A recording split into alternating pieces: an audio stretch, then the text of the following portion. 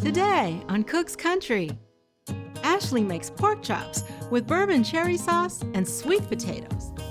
Then Bryan visits South Carolina and shares his version of barbecue hash. That's all right here on Cook's Country.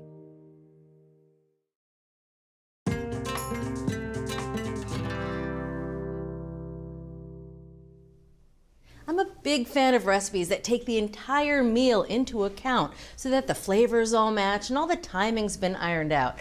And today, Ashley has promised to show me such a meal that includes 3 of my favorite ingredients: pork chops, sweet potatoes, and bourbon. Can't go wrong with a little bourbon. Nope. And the best thing about this recipe is that it uses all pantry-friendly ingredients and it comes together in under 40 minutes. I love this idea. Yeah.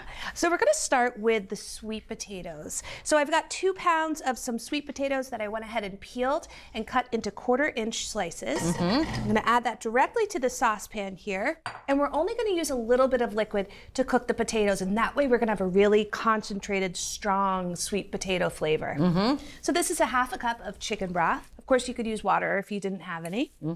I have 4 tablespoons of unsalted butter.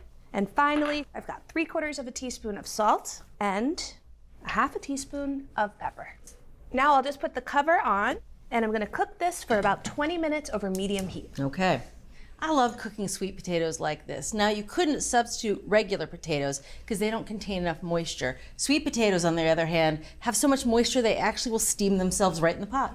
So let's move on down to our pork chops. We've got some beautiful pork chops. And before I do anything, I want to make a spice mixture. Oh, fun. Now, I mentioned pantry ingredients. Now, I've got some pumpkin pie spice, which, as you know, has a ton of different ingredients. We're talking allspice, cinnamon, nutmeg, ginger. Maybe a little clove. Exactly, and a little bit of clove. And it's just a 1/4 teaspoon in here, because a little bit does say hello to you.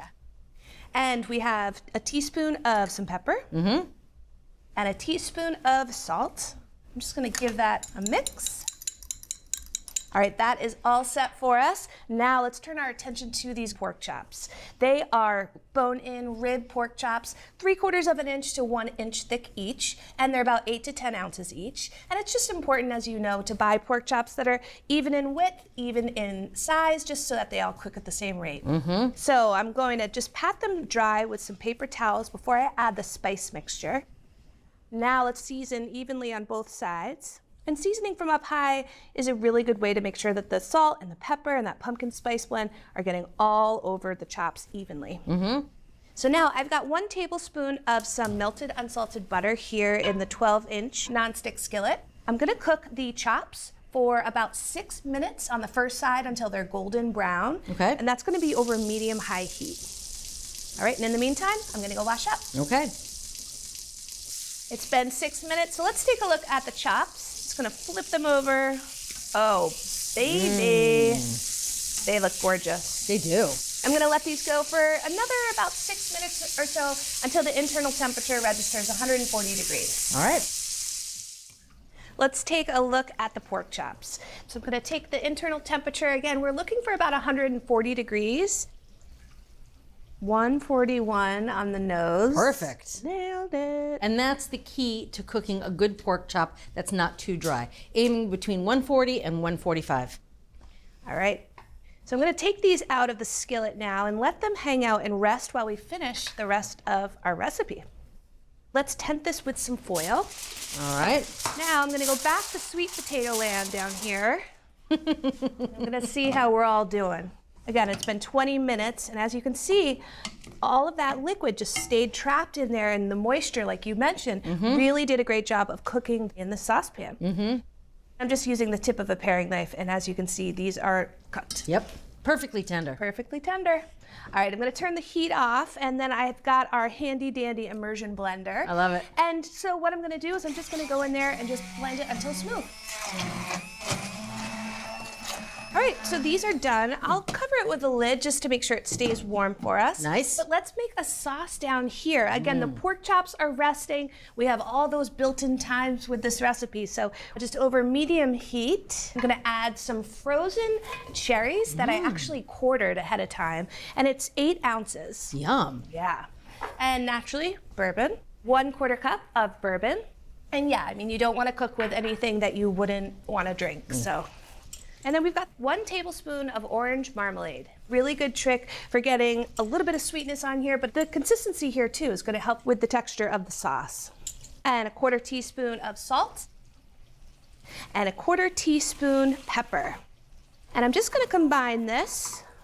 That smells good. I know. So now, because time is of the essence, I'm going to make a cornstarch slurry with some chicken broth. I've got 1 teaspoon of cornstarch here and a 1/2 cup of chicken broth. Nice, that's just gonna turn that into more of a sauce. Yep, it's going to just slightly thicken it in about 3 minutes. Wow, nice and fast. Yep. All right, Julia, the 3 minutes is up. That is looking absolutely gorgeous, slightly thickened. It really is beautiful. And now I have 2 more tablespoons of butter, unsalted, that I'm just gonna add off the heat. And this is just gonna help to slightly thicken the sauce a little bit more and just provide a little bit more of that buttery richness. Okay. Gorgeous. Thank you, yeah. We've got our sweet potatoes here. Lovely. Our pork chops, may I serve you? Absolutely. Okay. Now I'm gonna add some sweet potatoes. It gives a little beautiful color. And pork chop. There we go. Oh. And finally, some of this delicious looking sauce. Oh, that sauce looks amazing. There you go. Thank you. You're welcome. Give you some chives. Ah, perfect. I've got my knife ready. Don't wait. This looks so good. Oh, good. And it came together so quickly. It really did. All right, I'm going right in for the pork chop. Oh, with some of that sauce on it.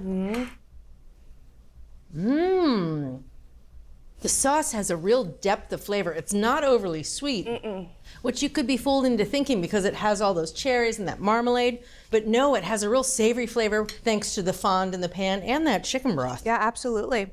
And the pumpkin pie spice is subtle. Yeah, but it you is. do get it in there. Sweet potatoes are perfectly cooked, very silky. Very smooth. And I love how the flavors on the pork chop and the sauce and the sweet potatoes, it all goes together. Yeah, it really works well together. Also gives a little bit subtle onion flavor from the chives. I love it. Oh, this is such a good fall dish. Nicely done, thank you. You're welcome. You want to make this easy but fabulous pork chop dinner? Start by cooking sweet potatoes in a little liquid before blending it right in the pot. Season the pork chops with a little pumpkin pie spice and cook the chops until they register 140 degrees. From Cook's Country, a fabulous meal of pork chops with a Bourbon-Cherry sauce and sweet potatoes. I love meals like this. You don't have to think about it, you know? Just follow the instruction and it turns out incredible. One foot in front of the other. Love our in-depth reviews? Get the latest from our reviews team delivered straight to your inbox. Our well-equipped cook newsletter provides top product picks, no-nonsense buying guides, and must-try recipes. No extra fluff, just the smartest ways to shop, save, and cook. Sign up for free now at americastestkitchen.com/newsletter.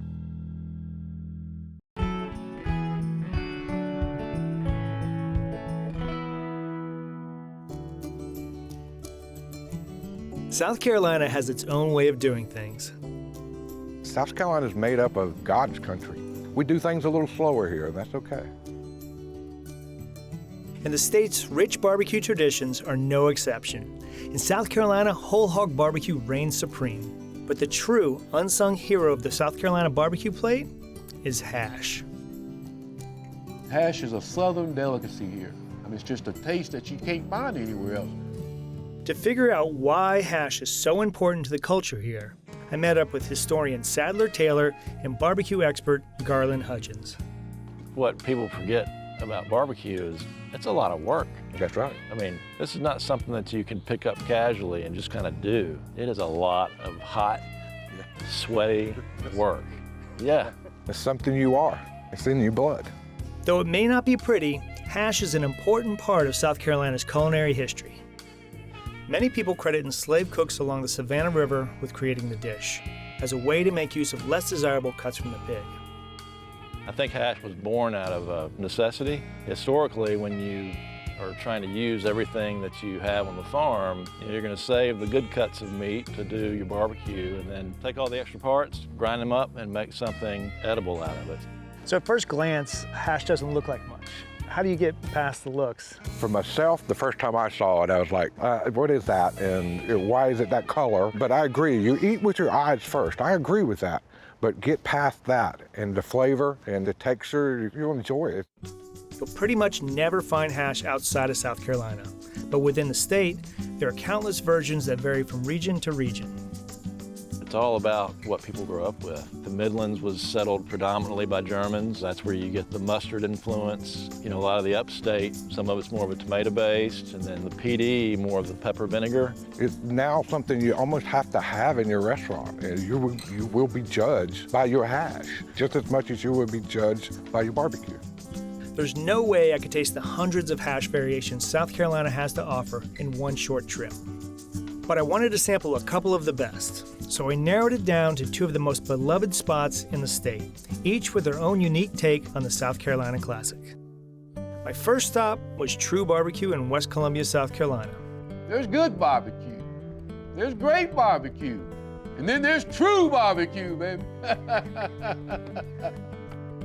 True Barbecue was started in 2010 by Milton Sanders and his brother Ernest, and they learned to cook barbecue the way most folks do around here. We learned from our dad and granddad. We'd be around that fire while they were cooking that pig, and granddad or dad would say, go get this, boy, or go get that, or go get this. We were the go-getters. We went and got what they needed in order to cook that pig. True's hash is very unique, with chopped pork swimming in a slightly sweet and peppery sauce. And according to Milton, people love it. We have a sign out there on the side of the road that says the best hash and rice in South Carolina. And I've had many people, man, Brian, ask me, you sure you got the best hash around here? Sign's still up, baby. The thing I like about this hash is that it's got a really nice balance to it. It's not too sharp, not too spicy, not too sweet. There's a good pepper note to it. But my South Carolina hash tour wouldn't be complete without sampling the much-loved mustard version. And that's the version that David Height has been perfecting for decades. I've been doing it for, I would say between 5 and 6 years old. My house is right next door here, so my dad would bam on my bedroom window. David, come down here and help me. I'd get dressed, come down here. Everything at Heights is done the old-fashioned way, over a wood-burning fire. And that includes their smoky, rich hash. I think what makes us unique is these pits. You know, we go out, cut firewood, split firewood, and we cook with nothing but fire.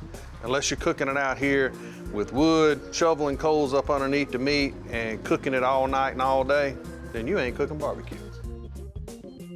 The hash starts by adding pork shoulders, hams, and beef clods to a big cast iron kettle with onion, salt, and pepper. It's then covered in water and cooked until the meat is tender.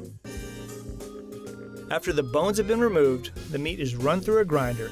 Then the broth is seasoned with cayenne and black pepper before the meat is added back. Then, before the final simmer, David adds vinegar, sugar, and the signature yellow mustard that makes this style of hash so distinct. So are you looking at it for the color to know how much mustard to put in there? I mean, it turns really, really yellow, but as it cooks, give it an hour and a lot of that yellowness will be gone.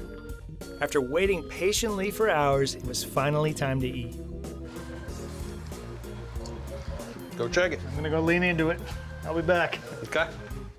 And David's hash was definitely worth the wait. That's really, really fantastic. So the mustard, when he first added it, had this really sharp note to it. Now it's kind of mellowed after an hour of simmering. It's taking on more of that brothiness.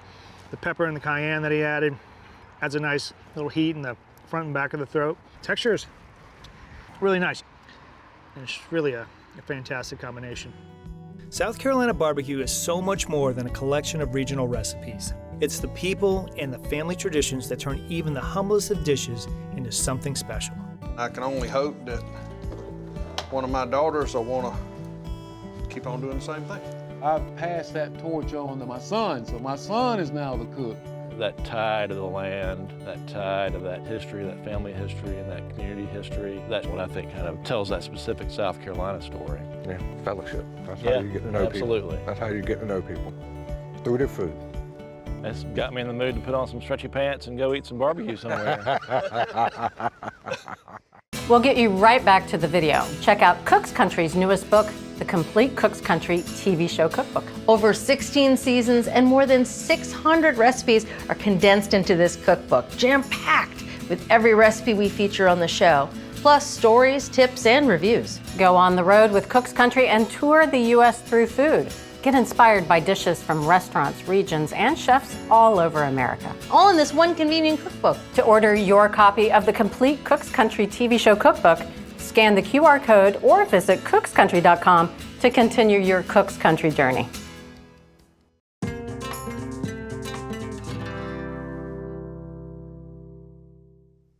Well, all I know is that I saw a whole lot of good eating in that video. How many different kinds of hash did you try? Only 12.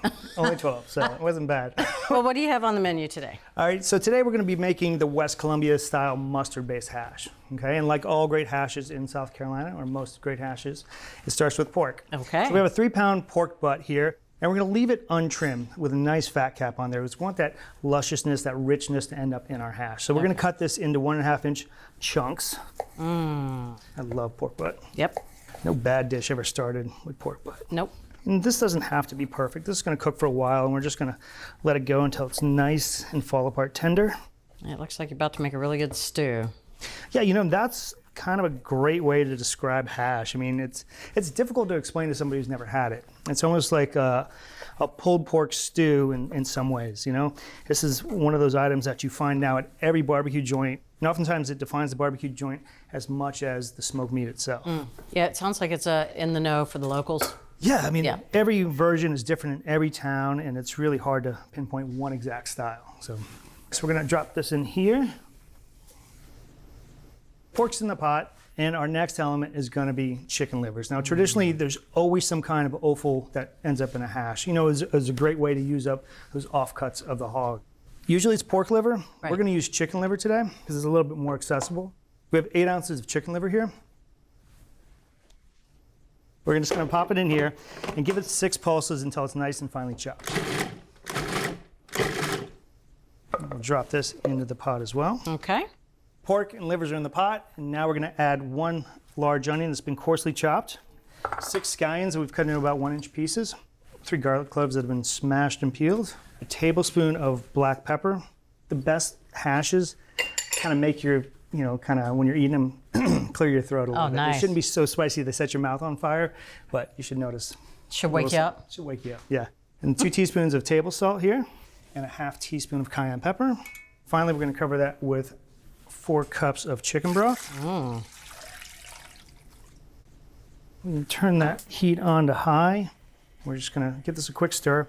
So we're going to bring this up to a boil over high heat, and then we're going to throw it into an oven at 300 degrees and let it cook there for about 2.5 hours until the meat is tender. Now, that's not a traditional way to cook a hash in South Carolina. It's usually done on a stovetop or over a live fire, which is really nice because that smoke comes up, hits that condensation that's coming off the pot, and creates this flavorful magic. Magic. Yeah. Some magical Sorcery rain. down there in South Carolina. Yeah, huh? yeah, it's amazing. We're also going to leave the lid off. So any of the pork that's kind of hanging out above the waterline, we'll get some nice caramelization on it from the heat of the oven, and the liquid will reduce a little bit and concentrate. Nice. All right, so we're coming up to a boil.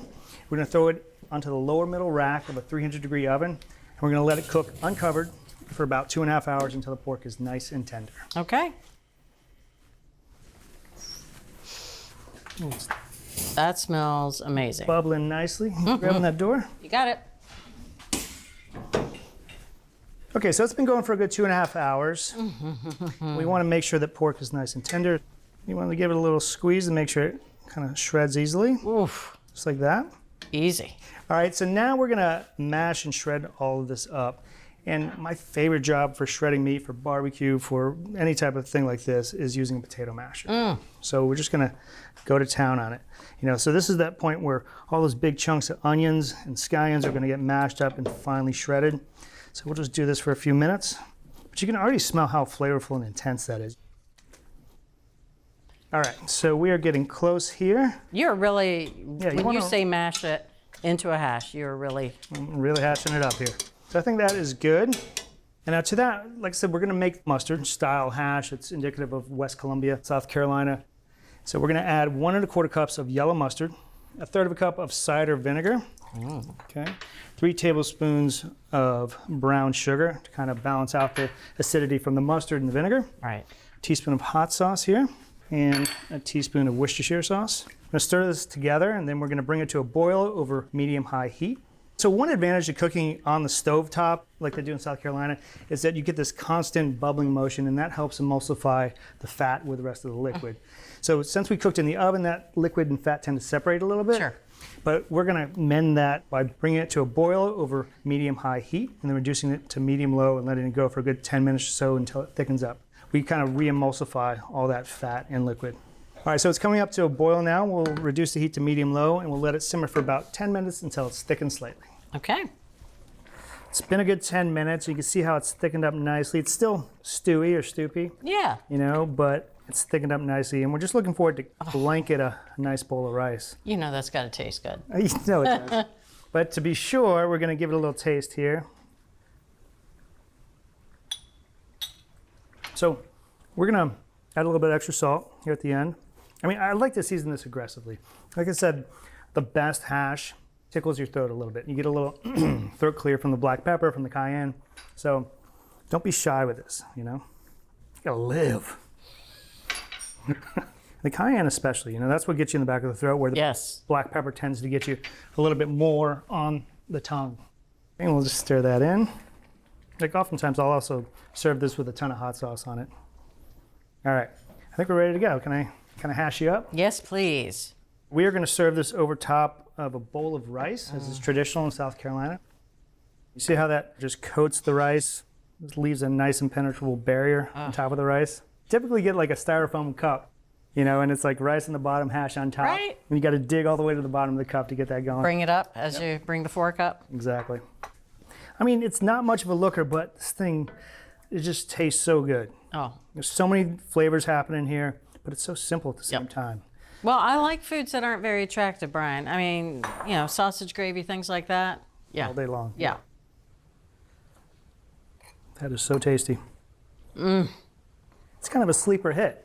You can see like this dish really defines a lot of the barbecue restaurants throughout South Carolina. The reputation is based on their hash first, smoked meat second. It's really an incredible I can see piece of why. culture. Yeah. I can absolutely see why. I mean, obviously the meat's tender, so I don't even need to bring that up. It's just in tiny little shreds.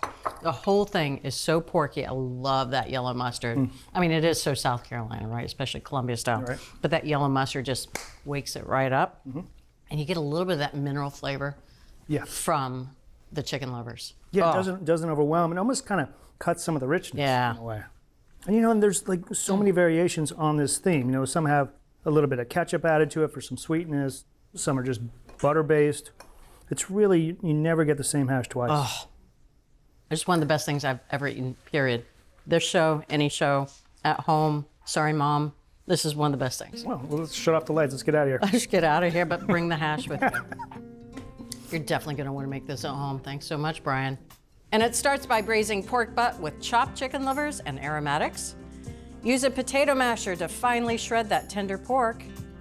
And then stir in a mixture of mustard, vinegar, and hot sauce to finish the hash.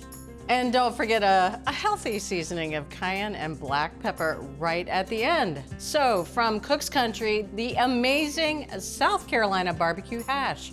You can get this recipe and all the recipes from this season, along with product reviews and select episodes.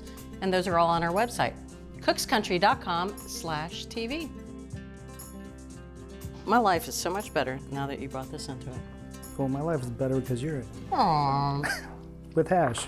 With hash. If you're ready to take your cooking to the next level, head over to americastestkitchen.com and get a free trial of our ATK Essential membership. While you're there, you can sign up for our free email newsletters and download our app. So, what are you waiting for?